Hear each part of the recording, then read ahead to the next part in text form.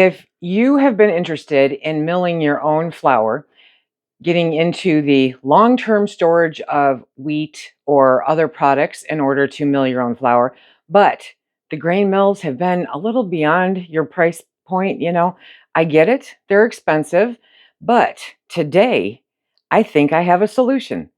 Let's check it out. Hello, everybody, and welcome to Sutton's Days. If you're new here, my name is Lisa. We are all about pantry preparedness. And I know that a very frequent comment whenever I bring out the grain mill is that that is just too expensive. I do not have the money for that. It takes up too much room. All of those arguments are valid, and for different people, I absolutely understand it. But I have been looking at alternative tools in order to mill your own flour because I think it's important. I think the availability of having long-term storage, which you can do with wheat and beans and things like that, as opposed to commercially ground, is totally worth the investment and the time. However, today we've got one that's going to take just a little bit less investment, and I think you guys are going to enjoy it.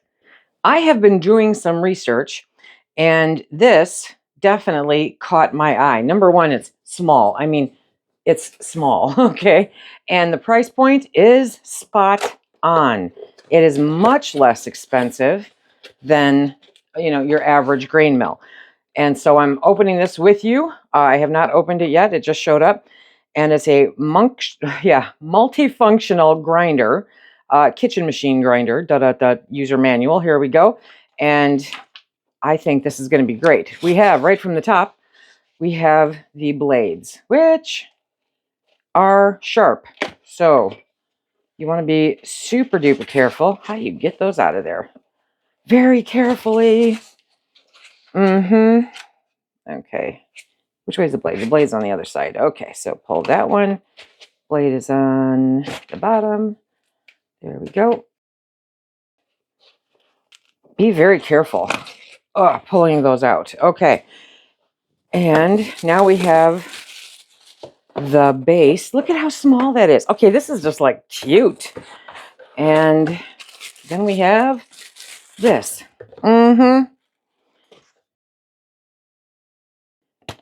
That pops right open. Oh, look at that. Okay, this is even smaller than I thought it was going to be. And that is a little sifter. And the one blade is in there.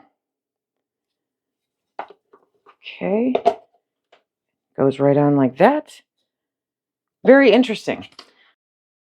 So according to this, we've got all of that on. And it tells you the right way to put it on there. It is equipped with dual overheat and overload protection. If it stops automatically due to too many ingredients, overload, or grinding for too long, overheat, unplug the product and let it cool down for 30 to 60 minutes before continuing. The one thing that I have heard about this is definitely pay attention to if you're grinding a lot. This is definitely not for like me who makes, 15 loaves of bread at once. But if you're just making a loaf, this will grind what you need. You just want to make sure not to overload the machine. It gives you a troubleshooting guide. And, okay, this is the grinding cup. It does not address the sifter right off the top on the graphic.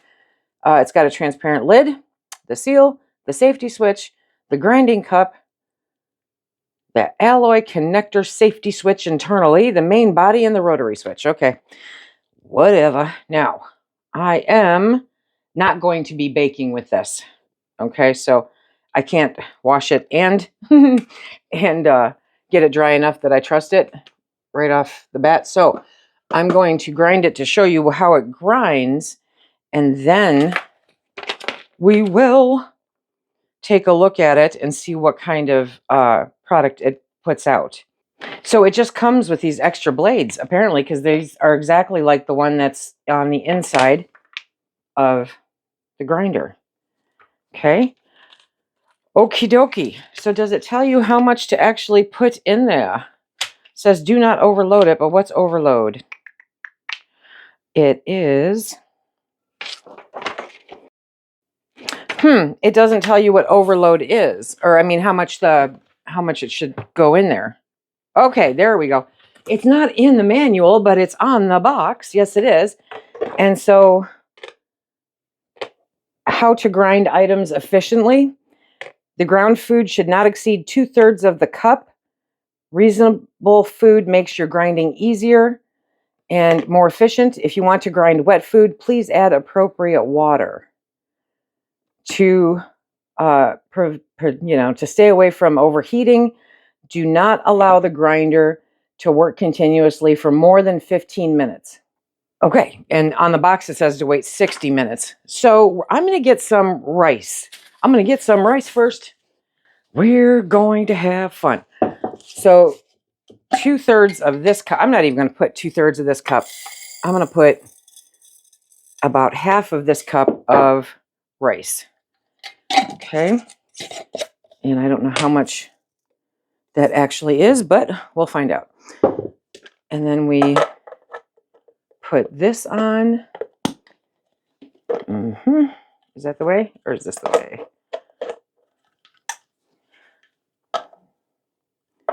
Yep, like that. Okay. And I'm thinking this might be loud. Let's see. Okay, first you got to get that on right. Is that the key? Aha. You have to make sure that this is completely turned over into the locked position. And then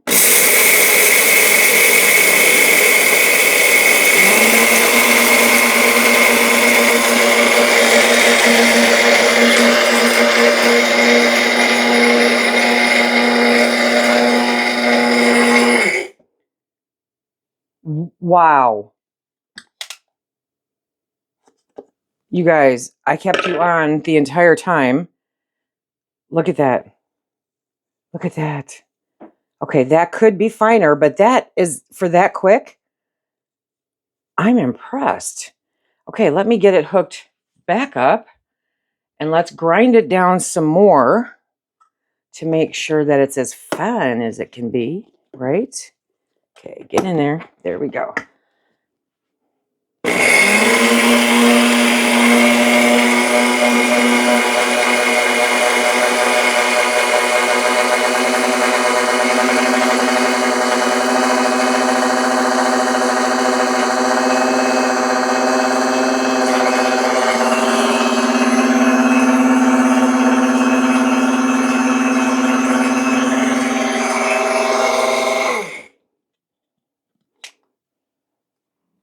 Oh my goodness. Oh my goodness.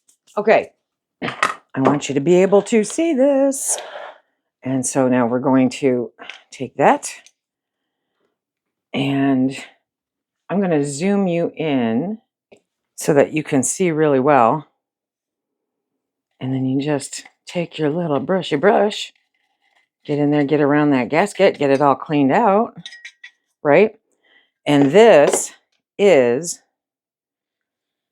amazing. That is amazing. It could be ground just a little bit finer if I kept it in there longer, but for the most part, you could totally use this. That is awesome. That is like a nice medium, I would say, as opposed to super fine. So in the next experiment, I will try to get to the super fine stage. Let's see what else this can do. Okay, so we're gonna pop that right back on, put it in the lock position, and you can sift. Look at that. Okay, that is so cool. You know what? Let me do this. Come on. Do it faster because I'm in a hurry. So I'm just shaking this through the sifter.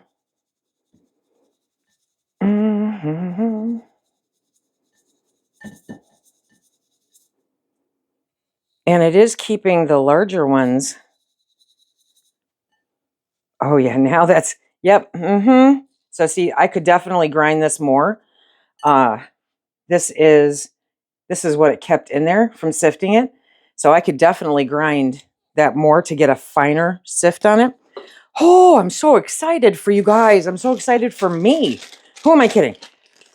Now, beans are a bit of a challenge in the other grinders. They say they can handle beans, but I'll tell you what, sometimes it's a real pain to try to do it. You know, it is just not real efficient. It only takes like one bean at a time. So we're going to do same amount, about a half of this vessel. And I am going to, oh, let me do this so we can get you the best vantage point possible. Okay. We're going to put that on. Get in there. Get in there now. Ouch. Okay. Sometimes I really, there we go. Okay. We are going to do this. So I'm going to turn it on. I'm going to bring you guys over the top to look.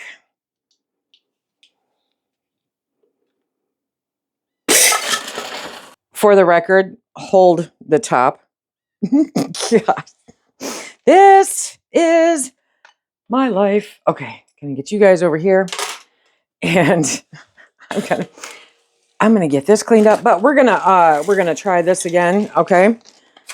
I mean, look at, I got them. I mean, they went everywhere. Yes. So I'm gonna be sweeping up beans for a minute. So, hold the top. Apparently, it goes down, but it doesn't necessarily lock into place. Can I get it to lock into place?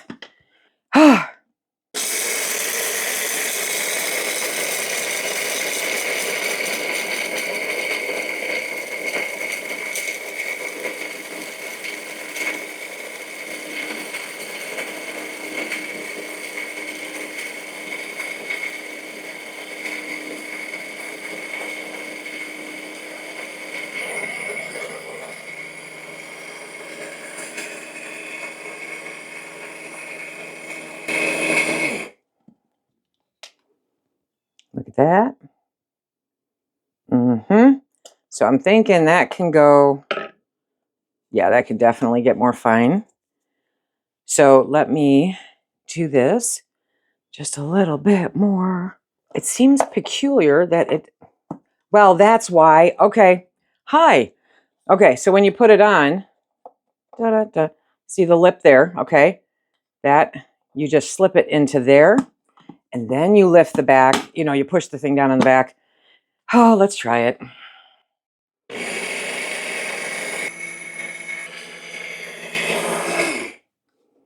Okay, and now we're going to let that up, take that off. Yep. Okay, take that off. You can definitely feel the cup warming up a little bit. So we're gonna give it a small break right after I sift this. But I wanna show you guys what we get out of it. So there's my rice and whole bean flour. Yeah, that's what I'm gonna call it. Okay, and then we've got, trying to figure out how to do this. Then we've got our sifter. So we're gonna put the beans in there, or the bean powder. Bean powder. This is so multi-purpose. I can imagine using this for a bunch of stuff. See that? Okay, so all the stuff that came through was the nice fine stuff, because that's a pretty fine mesh there. And that just shows me that we can grind it some more. Or I'm thinking what I can do is sift this, and then whatever is left in the sifter, I can put back into the grinder to run it just a little bit longer, right? And this is, I mean, that's powder fine. That is amazing. Dun, dun, dun. Okay, so we're gonna do that. We're gonna sift this. A regular old grandma sifter, is anything coming out? Yes. A regular, you know, our grandma's sifter, or, you know, if you've still got one, would probably be faster, but I don't know that they have as fine a mesh. Oops, I'm spilling it. I'll have to go look. But the stuff that is being sifted out, super duper fine. Super duper fine. So I will grind up that just a little bit more. Okay. I ground it up some more and cleaned up some of the beans. I'm getting there. I'm getting there. And now, oh gosh, I mean, I just can't believe how beautifully fine this is. Oh, there you go. If you can use two hands, it's great. My arm is going to be great. And so again, it keeps the stuff that is not as finely ground. And you can make a decision from that point on how much more you want to grind it and go from there. Okay, next. So we have done rice and we have done pinto beans. Now I'm going to do some actual wheat because that is my primary. Well, I guess I'll just dump it. Okay. So we're going to put that in there. And this is hard red spring wheat. Okay. Game changer when you know how to put the lid on, I'll tell you what. So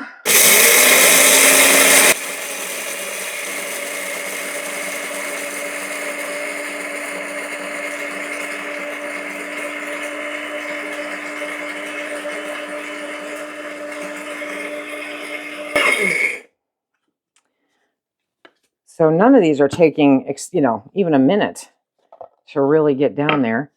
This could be ground. Yeah, that has to be ground more. So we'll put it back on.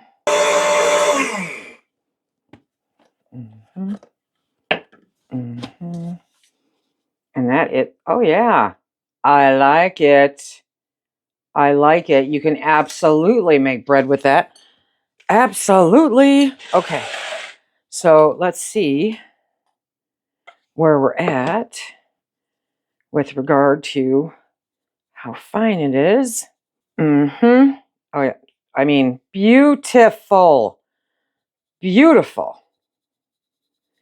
And altogether combined, the two runs probably wasn't a full 60 seconds.